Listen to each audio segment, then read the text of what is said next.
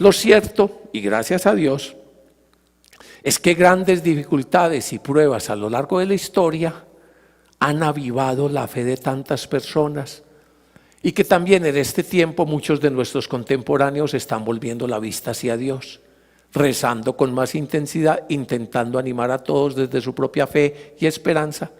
Esta óptica, pues, no debe llevarnos a entender la crisis como un castigo divino, ojo, no es entender la crisis como un castigo divino, sino como una oportunidad para volver a Él. Interesante, y por eso he puesto la imagen de el Papa en esos momentos allá de la incertidumbre más grande de la pandemia, también de las predicaciones de la Pascua, ¿se acuerdan? Que no es que el Señor nos está castigando, no es que nos mandó un castigo divino.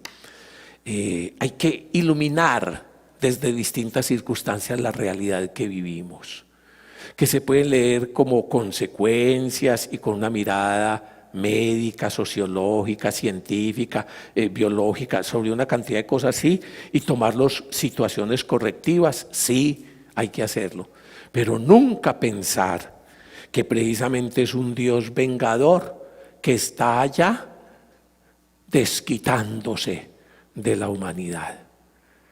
Esa mirada de conversión que los profetas y la Sagrada Escritura y desde nuestra fe tenemos que leer, ¿nos debe llevar a la conversión? Sí, sí. Y precisamente no quedarnos donde no es, en que los otros son los culpables o que Dios es el castigador. No, ¿cómo aprovecho yo? Y aquí levantemos los hombros. Aprovechar los kairos no es siempre fácil. Aprovechar los tiempos de gracia no es fácil. La cosa es muy clara. Cuando Jesús vino a esta historia, muchos, gran mayoría de sus contemporáneos no aprovecharon lo que Jesús mismo proclamó. El tiempo se ha cumplido, el kairos de la gracia de Dios, el tiempo del jubileo y del año de gracia ha llegado. Por lo tanto, conviértanse y reciban la buena noticia de parte de Dios. Puede ser que uno en medio de las situaciones que vamos viviendo y aun cuando va pasando tanto tiempo, uno creería que ya de por sí como que la conversión va llegando. No necesariamente, muchachos. Uno se ha podido acostumbrar como esta porquería de computador mío.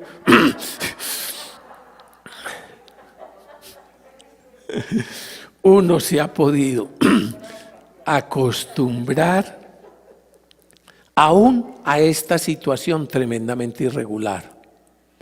Y puede ser que simplemente, gracias mijo, y puede ser que simplemente estemos esperando a que pasen para volver a una supuesta normalidad.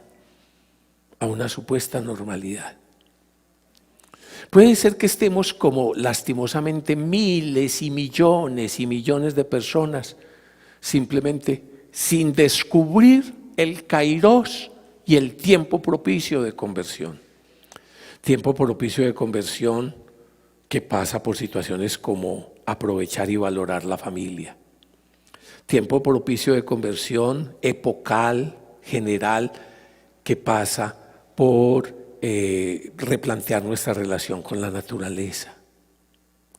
Tiempo propicio de conversión que pasa por replantear las prioridades que damos como personas, como familia, como iglesia, como sociedad y como mundo, que tantas veces le damos y gastamos el tiempo y la plata en determinadas cosas.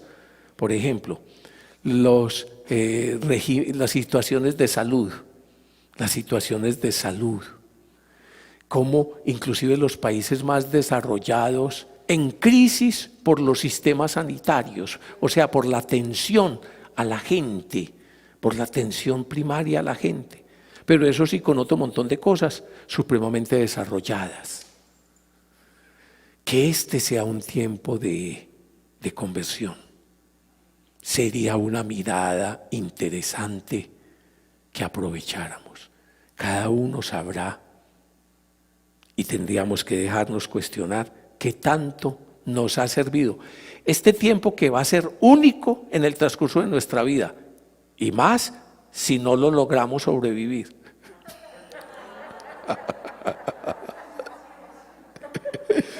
Pero ya de todas formas es único, ¿no? Ya de todas formas es único. Ya, si escuchas hoy su voz, no endurezcas el corazón. Que el Señor nos dé la gracia de leer esta situación como un llamado a la conversión. Es la primera mirada. ¿Entendido? Segunda mirada. La segunda mirada es una mirada muy cristiana. Quizás la primera mirada es una mirada no solo cristiana, sino también desde el Antiguo Testamento, judía, e inclusive desde muchas religiones. Seguramente desde todas las religiones se estarán preguntando con la primera mirada, ¿qué hicimos mal? ¿Qué estamos haciendo mal? ¿Que esta vaina está? Así, ya. Ya hablamos de la primera, pero la segunda y las miradas subsiguientes son fundamentalmente cristianas. Esta segunda mirada es una mirada desde la encarnación.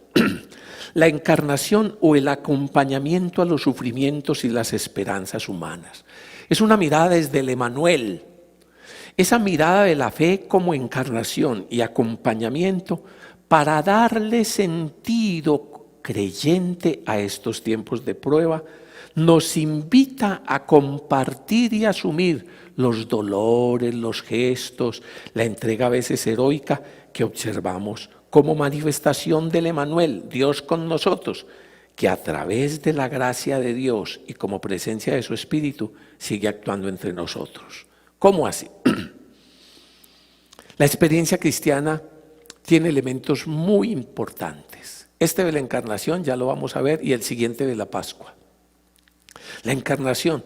Nuestro Dios no es un Dios lejano. Nuestro Dios no es un Dios ausente. Nuestro Dios no es simplemente alguien que creó y se alejó de nuestras realidades y que al final vendrá a pedir cuentas, a juzgar. No, y esto es una mirada que qué interesante que la asumamos sobre la realidad crítica que estamos viviendo y sobre todas las situaciones que nos toca vivir. Él no es el ausente, por el contrario, Yahvé, bendito sea, su ser, su nombre, su acción es: yo soy el que estoy contigo. El santo nombre de Dios, Yahvé, se puede y se debe traducir así: yo soy el que estoy contigo. El que es, el que era, el que está siempre viniendo, el que está siempre presente. Es el Dios con nosotros. Y mucho más para nosotros los creyentes, los cristianos, que sabemos que en la plenitud de los tiempos, Yahvé bendito sea, a través de su Hijo Jesús el Mesías, ha tomado nuestra carne, ha asumido nuestra historia, ha cargado con nuestros dolores, asume todas nuestras realidades. Entonces, ¿a qué nos tiene que llevar una mirada como esta de la encarnación a lo que estamos viviendo? Primero, no estoy solo.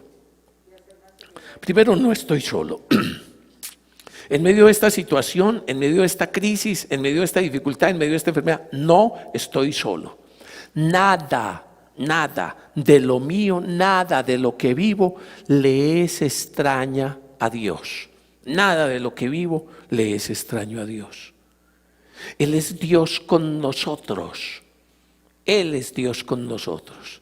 Y si el Verbo se hizo carne, nada de lo humano le es extraño. Nada de lo humano le es extraño. Nada de lo mío. Ni siquiera mi pecado lo escandaliza. Me conoce y conoce mi debilidad y ha venido a bajar a los profundos infiernos en que nos hemos metido para sacarnos de allá. Entonces no es simplemente una mirada, y en esto se distancia mucho de una mirada apocalíptica, ya lo vamos a ver. No es una mirada simplemente de juicio y de condena a la vida, a la historia y a las situaciones que vivimos, sino que por el contrario es una mirada de misericordia, miseria y corazón. Corazón que se baja a mi miseria, desplanizomai, de que mi dolor le duele a Dios, de que las entrañas de Dios se conmueven hasta el extremo por lo que estamos viviendo. El Concilio Vaticano II expresa en la Constitución Gaudium et Spes lo siguiente, precisamente eso significa gozos y esperanzas. Los gozos y las esperanzas, las tristezas y las angustias de los hombres de nuestro tiempo, sobre todo de los pobres y de cuantos sufren, son a la vez gozos y esperanzas, tristezas y angustias de los discípulos de Cristo. Nada hay verdaderamente humano que no encuentre eco en su corazón, en el corazón de Dios. La Iglesia por eso se siente íntima y realmente solidaria del género humano y de su historia. Esto es interesante. Fíjense lo que les estoy diciendo. Esta situación de crisis o cualquiera que vivamos, como les dije al principio, uno tiene distintas miradas. Y todos tienen una mirada, todos tienen una hermenéutica, se dice técnicamente, una manera de interpretar, de acceder, de tratar de asumir y solucionar las situaciones. Estas miradas desde la fe tienen que alentarnos, animarnos y llevarnos a descubrir si sí somos creyentes, o sea, miradas desde la fe. Porque una mirada donde simplemente el otro es el causante de mi mal, ¿a qué me lleva? A acabar con el otro, porque acabando con el otro, mi enemigo, acabo con mi mal. ¿A qué me lleva? A las confrontaciones. Por ejemplo, ustedes no se han dado cuenta cómo ha crecido el ámbito de confrontación en todos los niveles, a nivel de la sociedad, a nivel del mundo, a nivel de todo un montón de cosas, donde es esa mirada maniquea y donde es esa mirada ingenua, primitiva, ingenua, de que el culpable de mis males y de todos los males en la historia es el otro. Y entonces, si eso es así, ¿qué tengo que hacer? Acabar con el otro, acabar con la fuente del mal. Y entonces eso lleva a las polarizaciones absurdas. Además de polarizaciones absurdas, incrementadas por los algoritmos que manejan la supuesta comunicación mundial, porque a usted le hacen ver y creer lo que quiere ver y creer. ¿Para qué? Para poderle poner la propaganda al lado de tal cosa y tal otra. En otro momento hablaremos de eso. Pero lo que le quiero decir es que esa no es una mirada de un hombre de fe, esa no es una mirada de un creyente. Un creyente tiene que tener una instancia crítica. ¿Y desde dónde? Como hemos dicho y repetido, desde la palabra de Dios, desde las Sagradas Escrituras. No es ingenuo para decir que todo está muy bien, pues las situaciones de mal que estamos viviendo nos tienen que llamar a la conversión personal, familiar, de las naciones, de la iglesia, epocal, como hemos dicho, nos tiene que llevar a una conversión de época y es hacia allá donde tenemos que proclamar y que tratar de llevar. Pero además, esta mirada de la encarnación ilumina de una manera nueva y creativa. Cómo en medio de lo que está ocurriendo, Dios sigue actuando, Dios sigue siendo Dios. Dios es Emmanuel, Dios es Dios con nosotros. ¿Cómo sigue actuando? Cómo mis dolores, mis fracasos, cómo precisamente el crucificado que asume los dolores de la humanidad, precisamente no es un mito, no es alguien irreal, no es alguien que vive supuestamente en el segundo piso de la historia, sino que asume lo mío y desde adentro lo va iluminando, lo va transformando. Esta mirada, pues, desde la encarnación, enriquece la mirada sobre la actualidad. La encarnación o el acompañamiento a los sufrimientos y las esperanzas humanas. La fe reconoce la acción providente de Dios no solo en lo extraordinario, no solo en lo sobrenatural o en los límites de los procesos naturales. Oído, a veces tenemos una fe que se ha quedado en el milagrerismo. Y entonces, si no ocurre un milagro así de un día para otro, taque, que ya se acabó el virus, y por lo demás se ha demorado mucho, o es que está esperando, bueno, o está esperando que entonces nos demos cuenta de que sí es más grave de lo que tal cosa. Es lo que les pasa a cada uno de nosotros cuando tenemos una crisis. Y no estoy diciendo, ojo, que Dios no actúe y que Dios no sea el Dios de la historia y que actúe más allá de las cortas y torpes medidas que nosotros tenemos de las leyes naturales, de nuestro conocimiento y todo eso. Lo que he dicho es que Él es Emmanuel, Dios con nosotros y siempre actúa. Pero cuando no actúa en la manera como a veces nosotros creemos y queremos, así ya, instantáneo y en esta forma y en tal cosa, y yendo sobrenaturalmente en las cosas, entonces creemos que Dios no está actuando. No, claro que está actuando. La historia de la salvación nos habla de la salvación y la revelación de Dios en la vida, en la historia. Y Jesucristo nos habla precisamente, y es la plenitud de esa revelación, de un Dios que asume la vida, de un Dios que asume la historia, de un Dios que asume la cotidianidad, de un Dios que asume la cultura de su época, de un Dios que asume las realidades y categorías, de un Dios que las asume hasta las últimas consecuencias, la muerte. Esa mirada de la encarnación nos debe llevar a descubrir a Dios, no solo pues en esa dinámica de lo sobrenatural, sino también en los esfuerzos humanos, por ejemplo, en las luchas que se están haciendo desde la ciencia, en lo mejor de la humanidad que camina hacia la superación del mal. Esta es una ocasión única para discernir la presencia de Dios, tanto en los que más sufren como en los que más aman y los que se están entregando a través del servicio. En eso hay que descubrir también el Emmanuel. Y en los médicos, muy bien. Qué bueno que, por ejemplo, y en todos los trabajadores de la salud, en medio de una sociedad que se acostumbró a valorar es otro montón de cosas, como no se acostumbró a valorar sino lo económico, la productividad y todo eso, y precisamente todo un montón de profesiones, no solo lo de los médicos, sino por ejemplo la mamá, el papá que se gasta y todo un montón de tareas tan cotidianas que se gastan en pro de la vida y del ser humano, que esos nos acostumbramos a que las estrellas, las supuestas estrellas, los que ganan millones de dólares al año, los que tal cosa y todo lo otro, esos son los importantes y esos son los modelos para los jóvenes y para la sociedad. Redescubrir estos elementos tiene que ser algo interesante en esta situación que estamos viviendo. Y es una oportunidad de leerlo desde la mirada creyente cristiana de la encarnación. Tercero, la mirada pascual. Lo pascual es esencial y fundamentalmente cristiano. Es más, lo voy a decir, es esencial y únicamente cristiano.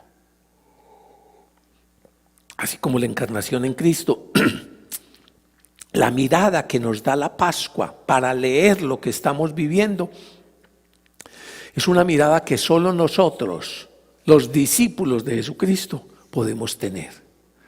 Miren, en medio de un montón de cifras alarmantes y desconcertantes, en el que los medios de comunicación y los que tienen otra mirada, a veces de pandemia, que no solo la pandemia de la enfermedad, de la economía, sino meter miedo y aprovechamiento insano de la situación.